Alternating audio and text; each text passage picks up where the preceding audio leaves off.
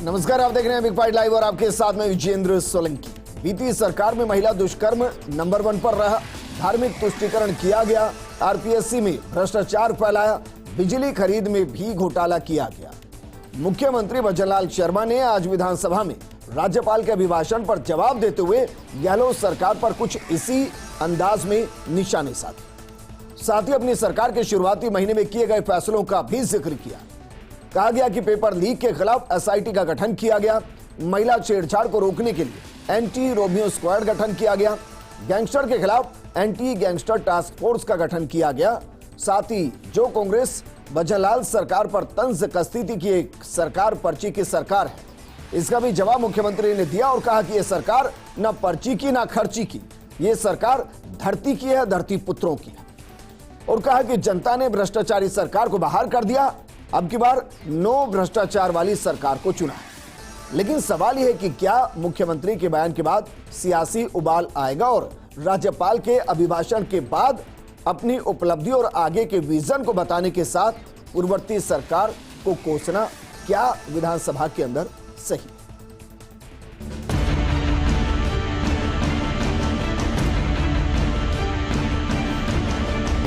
हमने भ्रष्टाचार पर जीरो टॉलरेंस का वादा किया है और इसे मूल मंत्र है, इसे पूरा करेंगे।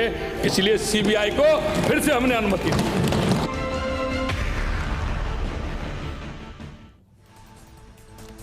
तो अब की बार नो भ्रष्टाचार वाली सरकार, लेकिन क्या वाकई में ये मुमकिन होता है? इस मुद्दे पर बात करने के लिए हमारे साथ मौजूद है बीजेपी प्रवक्ता अपूर्वा सिंह जी और कांग्रेस प्रवक्ता स्वर्णिम चतुर्वेदी। अपूर्वा जी, शुरुआत आपके साथ करना चाहेंगे। मुख्यमंत्री ने अभिभाषण, राज्यपाल के अभिभाषण के बाद जो जवाब दिया, क्या वाकई में नई सरकार अपने विजन को दिखाने के साथ ये बताए कि पूर्ववर्ती सरकार ने क्या कमियां की और 1 महीने में हमने क्या उपलब्धियां अर्जित की, क्या विधानसभा के अंदर? देखिए, निश्चित रूप से आज माननीय हमारे मुख्यमंत्री जी ने जो जवाब दिया सदन में, राज्यपाल जी के जो अभिभाषण हुआ उसका जो जवाब दिया, उसमें उन्होंने पूर्ण रूप से जो है वो अपनी नई सरकार का विजन भी जो है वो सदन के पटल पर रखा। प्लस उन्होंने ये भी बताया कि जो पहले की कांग्रेस की भ्रष्टाचारी सरकार थी उसने किस किस प्रकार के भ्रष्टाचार करे, किस तरीके से तुष्टीकरण की नीति अपना करके किस तरीके से राजस्थान को महिला अत्याचार में नंबर 1 बनाया, पेपर लीक में नंबर 1 बनाया, भ्रष्टाचार में नंबर 1 बनाया, तुष्टीकरण में नंबर 1 बनाया, यहाँ तक कि मैं ये कहती हूँ कि अकर्मण्यता में भी नंबर 1 बनाया। कहने के लिए उन्होंने बहुत बड़ी बड़ी बातें करी। उन्होंने कहा जीरो टॉलरेंस की हमारी सरकार है, मगर वो 5 साल के अंदर जनता जनार्दन जान चुकी थी कि ना वो चरित्र की सरकार थी ना चरितार्थ की सरकार थी। तो अब जो हमारी नई सरकार आई है उसने, आप देखिए 1 महीना ही हुआ है, मगर उसके अंदर कितने बड़े बड़े फैसले लिए हैं। उन सभी फैसलों को भी जो है वो इस पटल पर रखा गया, चाहे हमने एसआईटी बनाई, चाहे एंटी रोमियो स्क्वाड बनाई, चाहे एंटी गैंगस्टर्स फोर्स बनाई, या फिर एसआईटी किसके लिए? एसआईटी आप देखिए, इतने जो पेपर लीक हुए थे उसके ऊपर हम इंक्वायरी तो करवाएंगे ना। हमने हमारा ये मैम आप बोल रहे हैं, विधानसभा के अंदर मंत्री नहीं बोल रहे हैं। मंत्री कह रहे हैं कि बस एक ही पेपर है जिसकी एसआईटी गठन करेगी, बाकी तो पेंडिंग ही नहीं है। देखिए, बात ये है कि जैसा कि इन्होंने ये कहा था कि साहब हम में से कोई संलिप्तता नहीं है, और जैसा मोदी सरकार ने आने के बाद में ये कहा था, यहाँ तक कि मोदी जी ने भी यहाँ आकर ये कहा था कि चाहे इसके अंदर छोटी मछली हो, बड़ी मछली हो या मगरमच्छ हो, कोई भी अगर संलिप्त पाया जाएगा तो हम उनको सजा देंगे। लेकिन आपने तो ये कहा था कि जो भाई मगरमच्छ का पूरा अभ्यारण्य है उसको भंगी कर देंगे, आरपीएससी को भंग कर देंगे। क्या हुआ? हम उसके लिए प्रतिबद्ध हैं, और इसी के लिए देखिए अभी भारतीय जनता पार्टी एक ऐसी पार्टी है, या उनकी जो सरकार है वो ऐसी सरकार है कि वो सीधे जो है ना अपने जो मंतव्य हैं वो एकदम जग जाहिर नहीं करती, मगर जब परफॉर्म हो जाता है तब आप लोग ये सोचते हैं कि हाँ इसके पीछे इनकी ये मंशा थी। राजस्थान के अंदर लिस्ट तो मैं बनाई होगी ना कि भाई एसआईटी कौन कौन से पेपर लीक मामलों की जांच कर रही है, कोई लिस्ट है क्या? सीबीआई को राज्य से अनुशंसा नहीं करनी पड़े और केंद्र ऑटोमेटिकली सीबीआई को भेज सकता हो, ये एक बहुत बड़ा महत्वपूर्ण कदम है भ्रष्टाचारी और जो आप मगरमच्छ का अभ्यारण्य कह रहे हो उसको पकड़ने का। तो द पॉइंट इज कि हमारे जो है एसआईटी ने धीरे धीरे जो इन्वेस्टिगेशन शुरू कर दी है, जो भी बड़े नाम हमारे सामने आए उन तक सीबीआई ऑटोमेटिकली पहुंच जाएगी। भाई कौन कौन से पेपर लीक की जांच की जा रही है? देखिए, एक बात आप मुझे स्पष्ट रूप से बताइए, आज सदन में भी ये बात हुई कि ऐसी कौन सी चक्की का आटा है जिसको खा के एक ही परिवार से 4 लोग जो है वो आरएस बन जाते हैं? 3। वो भी वो बन जाते हैं जो रिटर्न के अंदर उतने नंबर नहीं होते पर इंटरव्यू के अंदर वो एक्स्ट्राऑर्डिनरी परफॉर्म कर जाते हैं। ऐसा कैसे हो सकता है कि एक व्यक्ति प्रिलिमिनरी में बहुत अच्छा परफॉर्म नहीं कर रहा हो, मेंस नहीं कर रहा हो? आपकी सरकार है, कहिए कि 5 साल हम रहने वाले हैं, जो 3 एक ही परिवार से हैं, जिन्होंने कौन सी चक्की का आटा खाया, ये 5 साल में आप पता भी करेंगे और बताएंगे भी कि वो कौन थे जिन्होंने एक्स्ट्रा ऑर्डिनरी नंबर दे दिए। देखिए, कीजिए वादा जनता से। देखिए, निश्चित रूप से भारतीय जनता पार्टी अगर सत्ता में आई है तो जनता की सेवा करने के लिए आई है, और इसलिए भी आई है। कीजिए ना भाई। बिल्कुल वादा है। जिस भी व्यक्ति ने इस पूरे गैंग के अंदर जो है अपने आप की संलिप्तता रखी है उसको पकड़ा जाएगा, उसको पर्याप्त जो मात्रा है उसकी सजा दी जाएगी, और ऐसी सजा दी जाएगी कि जिस चक्की का आटा खा के वो 3 लोग सिलेक्ट हुए हैं, उस चक्की का आटा कोई और ना खा सके। कौन सी आरएएस भर्ती परीक्षा के तहत सेलेक्ट हुए, कहिए, उसकी भी जांच करेंगे, लाएंगे एसआईटी के अंदर। देखिए, बिल्कुल अगर वो उसके अंदर आती है कैटेगरी के अंदर तो बिल्कुल जांच होनी चाहिए, और कराएगी हमारी भाजपा सरकार। मैं मगर में ही तो सब चीजें फंस जाती हैं, मगर भी बच जाते हैं उसमें। स्वर्णिम चतुर्वेदी हमारे साथ हैं। स्वर्णिम, क्योंकि ये सच है कि बहुत सी चीजें ऐसी थी जो कांग्रेस दौर के दौरान एक्सट्रीम कंडीशन तक पहुंची। आपको लग रहा है कि सरकार उसी वजह से गई कि सही आईना देख नहीं पाए, और जो आईना हमें दिखाया गया जनता उसको देखने को तैयार नहीं थी। देखिए, आज जो परिस्थितियां सामने आई विधानसभा में, हमने विजन देखा सरकार का, आगे क्या करने वाले हैं इस पर हमने एक शब्द भी नहीं सुना कि आगे क्या होगा। आप कहते हैं कि स्क्वाड आपने बनाई है, निर्भया स्क्वाड पहले से थी, आप नाम बदल दो और भी कुछ रख दो, हो जाएगा सब काम। एसआईटी बनाई, एसओजी पहले से काम कर रही थी, ईडी भी जांच करके यहाँ से जा चुकी थी, लेकिन कोई पकड़ा नहीं गया। क्या मैं आशा करता हूँ कि भारतीय जनता पार्टी के तमाम नेता जो झूठे आरोप कांग्रेस सरकारों पर लगाए उनको लेकर के माफ़ी मांगेंगे। अभी हमने अखबारों में भी खबर पड़ी थी 2 दिन पहले की थी कि सड़क पर उतर करके जो आरटीओ विभाग है वो ट्रकों से लूट मचा रहे हैं, 60 लाख रुपये रोज की उगाही कर रहे हैं हाईवेज पर। फोटो सहित खबरें भी छपी थी। और लगातार आपने देखा होगा कांग्रेस शासन में हमने भ्रष्टाचारियों को पकड़ा, चाहे कलेक्टर था या एसपी था, जेल के सीखचों के पीछे हमने भेजा, एक पकड़ा हो तो बता देंगे। लेकिन सबसे बड़ी बात यह है कि आज कानून व्यवस्था की स्थिति वहां तक पहुंच चुकी है, खनन माफिया सरकारी कर्मचारियों को रौंद रहे हैं। आज बलात्कार से लेकर के छोटी बच्चियों की हत्या तक के मामले सुर्खियां बनकर के अखबारों में छाए हुए हैं। आप कहते थे कि हमारे समय में इस प्रकरण में राजस्थान नंबर 1 है, लेकिन अब जो एनसीआरबी की रिपोर्ट आ रही है वो बताती है कि आसाम से लेकर के मध्य प्रदेश है, राजस्थान का कहीं नंबर नहीं था। झूठ आपने फैलाया, कोई बात नहीं, आप सरकार में आ गए। सरकार में आने के बाद आप केवल 3 चीज़ हमें बताइए। क्या मुख्यमंत्री चिरंजीवी योजना लगातार 5 साल जारी रहेगी? क्या मुफ्त जो बिजली जो हम दे रहे हैं वो लगातार जारी रहेगी? हम पे आपने महंगी बिजली खरीद का आरोप लगाया, आज मुख्यमंत्री जी बोल रहे थे उसी स्थान से, उसी माध्यम से और उससे ज़्यादा रेट में आज क्या मुख्यमंत्री जी बिजली खरीद नहीं कर रहे हैं, ये उनको बताना चाहिए। क्या किसानों को बिजली मुफ्त मिलती रहेगी, ये उन्हें बताना चाहिए। डबल इंजन की सरकार है, डबल इंजन की सरकार होने के बावजूद क्यों आज आर्थिक रूप से राजस्थान पिछड़ा हुआ है? स्वर्णिम, जिनका आप जिक्र कर रहे हैं ना, ये भी ऐसा नहीं है कि सरकार शुरू होने के साथ ही कांग्रेस ने देना शुरू कर दिया था। ये भी एक तरीके से रेवड़ियां ही थी जो जनता को अंतिम वक्त में दी गई थी, और उसके लिए कतारों में खड़ा कर दिया गया था कि आइए गुलाबी कार्ड लेकर जाइए अगर चाहिए तो आपको। ये तो जबकि बाकायदा अगर 100 यूनिट किसी की फ्री करनी थी तो क्या बिजली विभाग के पास आंकड़ा नहीं था? क्या पता नहीं था किसके नाम से है? अगर उनको देना था तो सीधा ट्रांसफर करते, कतारों में क्यों खड़ा किया गया? देखिए विजेंद्र जी, आप कतारों की बात करते हैं, लेकिन जब हम 50 यूनिट बिजली फ्री दे रहे थे, ये 3 साल जब हमारे पूर्ण हुए थे और बजट चौथा पेश हुआ था, उस वक्त देना चालू किया था, कतारों में खड़ा नहीं किया था, और ना चुनाव होने वाले थे। उसके बाद इसको बढ़ाया गया, और अगर हम सरकार में आते तो इस सीमा को और बढ़ाते। दूसरी चीज़, हम तो ये बात कह रहे हैं कि 2 साल हमने कोरोना में यहाँ पे जो सेवा की, लगातार लोगों के इलाज में और यहाँ लड़े, और उसके बाद जो आर्थिक परिस्थिति लोगों की, समाज की खराब हुई, लोगों की कहना चाहिए कि सेविंग्स चली गई, इनकम थी नहीं, केंद्र सरकार से किसी प्रकार का कोई ऐसी योजना नहीं थी कि आप आर्थिक रूप से विकसित कर सकें या आर्थिक रूप से संबल प्रदान कर सकें। उस परिस्थिति में हमने काम किया, और जब महंगाई बढ़ी उससे महंगाई से बचाने का हमने काम किया। ऑक्सीजन के जो पूरे सेटअप लगे वो किसने लगवाए? उसमें डिले किसकी वजह से हुआ? जो वेंटिलेटर खरीदे गए और वेंटिलेटर चले ही नहीं पूरे कोरोना के अंदर, और वो प्राइवेट अस्पताल पहुंच गए, उसकी जिम्मेदारी किसी ने ली क्या आज तक? देखिए विजेंद्र जी, अब मैं आपको बता देता हूं पूरे देश भर में क्या हुआ। राजस्थान में जो ऑक्सीजन प्लांट था, आपको मैं पीक की बात बता रहा हूं, उस ऑक्सीजन प्लांट को चूंकि एक पैंडेमिक घोषित किया, केंद्र सरकार ने उसका पोजीशन लिया, पोजीशन लेकर के हमारे राजस्थान का ऑक्सीजन प्लांट, वो तो ऑक्सीजन सप्लाई कर रहा था हरियाणा, उत्तर प्रदेश और मध्य प्रदेश को, और राजस्थान को कहा गया था बंगाल और उड़ीसा से लेके आओ। यही थी स्थिति, सबको पता है। और जो बात आप कह रहे हैं कि आज सेटअप हमने बनाया, हमने हॉस्पिटल्स डेवलप किए, हमने पीएचसी सीएचसी पर भी 100 बेड के अगर वार्ड बनाए तो हमने बनाए, और बना करके ऑक्सीजन प्लांट भी लगे। एसपी मित्तल साहब हमारे साथ है, राजनीतिक विश्लेषक हैं। मित्तल साहब, क्योंकि आरोप ये लगते हैं, आरोप जब भी कोई नई सरकार आती है वो कहती है कि पुरानी सरकार ने काम नहीं किया, और जब सरकारें बदलती हैं तो फिर यही आरोप हमें हमेशा से सुनाई देते रहे हैं। लेकिन क्या वाकई में आपको लग रहा है, क्योंकि इस बार का कैबिनेट एकदम फ्रेश कह सकते हैं, मुख्यमंत्री राजनीति में रचे बसे नहीं हैं, और मैं इसलिए कह रहा हूं कि क्या वाकई में यहां से हमें एक ऐसा नेतृत्व मिल सकता है जिसके लिए राजस्थान प्राथमिकता हो, राजस्थान की जनता प्राथमिकता हो, राजस्थान के लिए काम करना प्राथमिकता हो और राजस्थान को विकास के पथ पर आगे ले जाना प्राथमिकता हो। देखिए विजेंद्र जी, मैंने आज क्या नाम से उनका राज्यपाल के अभिभाषण पर जो जवाब मुख्यमंत्री ने दिया, आपने खुद ने देखा होगा कि उनमें कितना कॉन्फिडेंस था। ये हमको लग ही नहीं रहा था कि भजनलाल शर्मा पहली बार के विधायक हैं और पहली बार मुख्यमंत्री बनकर वो क्या नाम से राज्यपाल के अभिभाषण का जो विपक्ष ने जो आरोप लगाए उनका जवाब दे रहे हैं। ऐसे लगा कि कोई मंजा मंजाया राजनेता और बड़े कॉन्फिडेंस से उन्होंने सभी सवालों का जवाब दिया। जितने भी मुद्दे उठाए विपक्ष ने उस सब का दिया।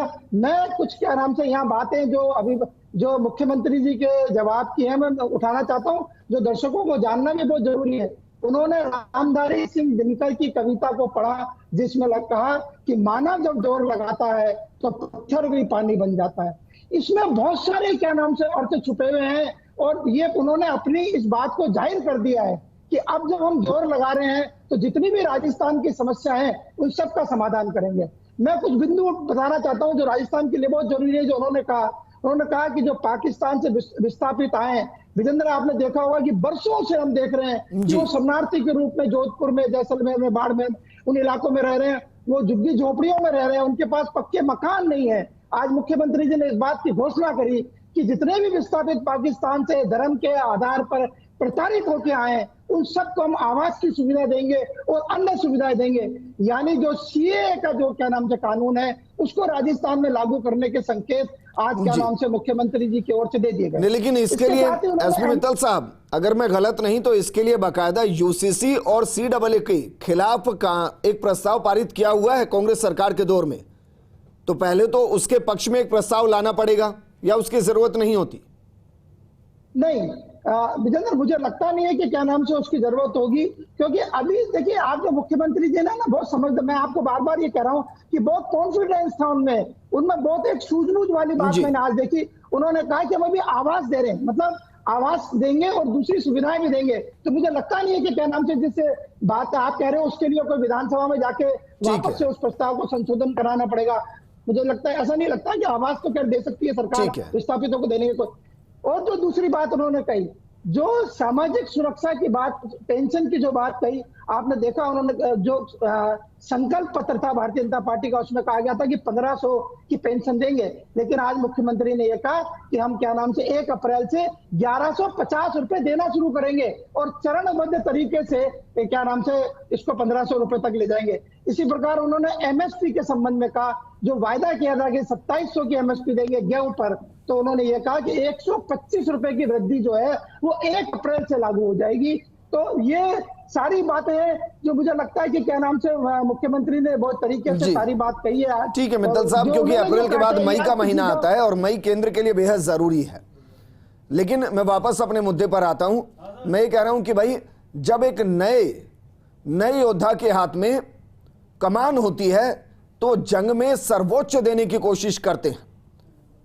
क्या हम इस सरकार से वही उम्मीद कर रहे हैं? और जो बीती सरकार पर जो जमकर कटाक्ष किए गए उनको आप किस तरीके से देखते हैं?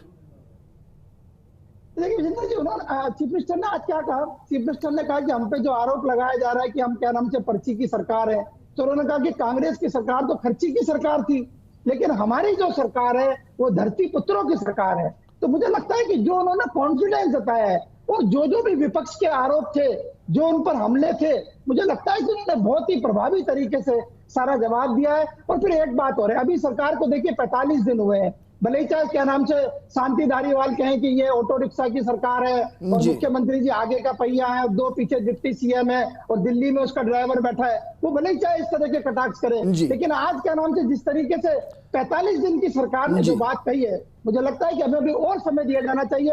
और ये बात और कि जिस तरीके से एसपी मित्तल साहब, मुझे लग रहा है कि फिर तो ये भी कहा जा सकता है भाई इससे पहले स्कूटर की सरकार थी जिसमें एक पहिया निकलकर मानेसर भाग गया था। चलिए वापस मैं आपके पास आऊंगा। अपूर्वा जी हमारे साथ हैं। अपूर्वा जी, क्या वाकई में, क्योंकि अभी बजट आना भी है जी, और उस बजट में घोषणा यकीनन होंगी। ये घोषणाएं होंगी कि भाई चिरंजीवों को क्या करना है, कितना पैसा देना है, जी 100 यूनिट फ्री करनी है, उसको कितना बढ़ाना है या कम करना है, किसानों को क्या देना है क्या नहीं देना है, अगर हम एंटी रोमियो स्क्वाड बना रहे हैं तो उसमें कितनों को रखना है, भर्ती कैसे करेंगे क्योंकि पहले से पेंडेंसी बहुत ज्यादा है और आर्थिक दृष्टि से राजस्थान बहुत ज्यादा मजबूत नहीं है। तो क्या आपको लग रहा है कि एक विजन के साथ आगे बढ़ा जा सकता है मजबूती के साथ? देखिए विजेंद्र जी, निश्चित रूप से भारतीय जनता पार्टी ने और माननीय प्रधानमंत्री जी और हमारे माननीय मुख्यमंत्री जी ने इसके ऊपर लेके एक बहुत ही वृहत रूप से जो है वो एक प्लान बनाया है। आप देखिए, जब मोदी जी यहाँ पधारे थे तो उन्होंने कहा था कि कोई भी जन कल्याणकारी नीति जिससे जनता सीधी लाभान्वित होती है उसको बंद नहीं किया जाएगा, उसके अंदर सुधार किया जाएगा और किस तरीके से उसको और अच्छा बेटर तरीके से जनता को दिया जा सकता है उसके ऊपर विचार किया जाएगा। तो निश्चित रूप से इसकी पॉलिसी है। अब ये कह रहे हैं चिरंजीवी को आयुष्मान भव का आशीर्वाद दे सकते हैं। देखिए, मैं ये कहती हूँ चाहे कुछ भी हो, चिरंजीवी कहिए, आयुष्मान भव कहिए, भारतीय जनता पार्टी या परिवार इस विचारधारा का है कि जनता का भला होना चाहिए, जनता का जो दर्द है, मर्म है, उसको हरने के लिए वो स्कीम है और उसको आगे किस तरीके से कंटिन्यू करना है ये सरकार के हाथ में, वो निश्चित रूप से करेगी। मगर राजस्थान हमें जिस फाइनेंशियली कहते हैं कि सिचुएशन में हमें मिला है वो बहुत ही स्ट्रेस्ड सिचुएशन में हमें मिला है। अभी जब हमारे फ्रांस के राष्ट्रपति जी आए तो सब लोगों ने सवाल उठाया, कांग्रेस ने भी सवाल उठाया कि साहब जयपुर चुन लिया, इन्होंने तो एक इवेंट मैनेजमेंट कर दिया। मगर आप एक बात बताइए, बिना 1 रुपया लगाए अगर टूरिज्म के माध्यम से राजस्थान की वित्तीय स्थिति को अच्छा किया जा सकता है तो इसमें बुराई क्या है?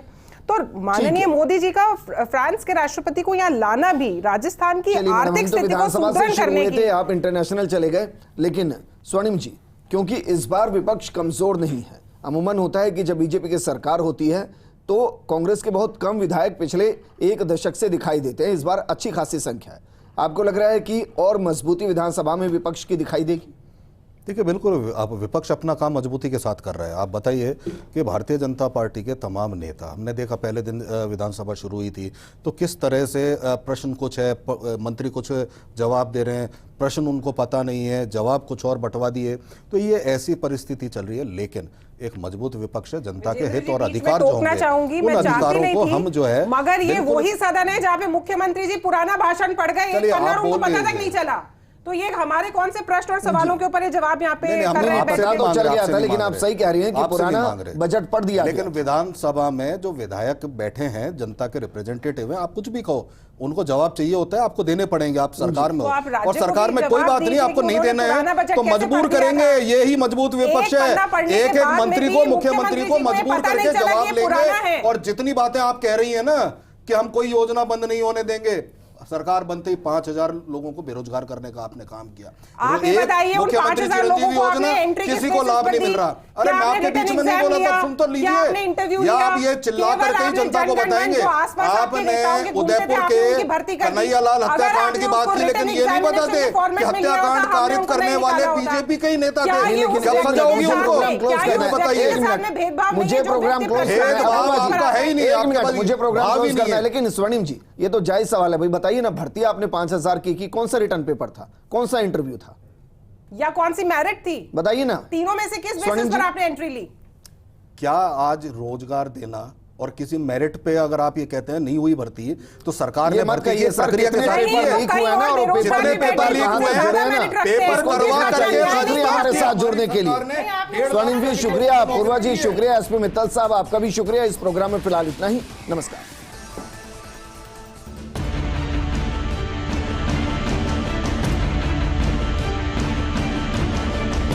हमने भ्रष्टाचार पर 0 टॉलरेंस का वादा किया है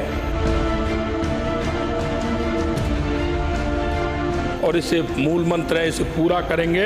इसलिए सीबीआई को फिर से हमने अनुमति दी।